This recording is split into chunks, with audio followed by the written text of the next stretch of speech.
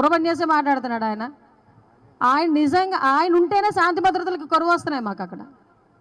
యాక్చువల్గా మొన్న వచ్చి ఒక మాట అన్నాడు, ఎవరైతే మర్డర్కి ప్రేరేపించినోడిని కూడా తీసుకెళ్ళి జైల్లో వేయాలట.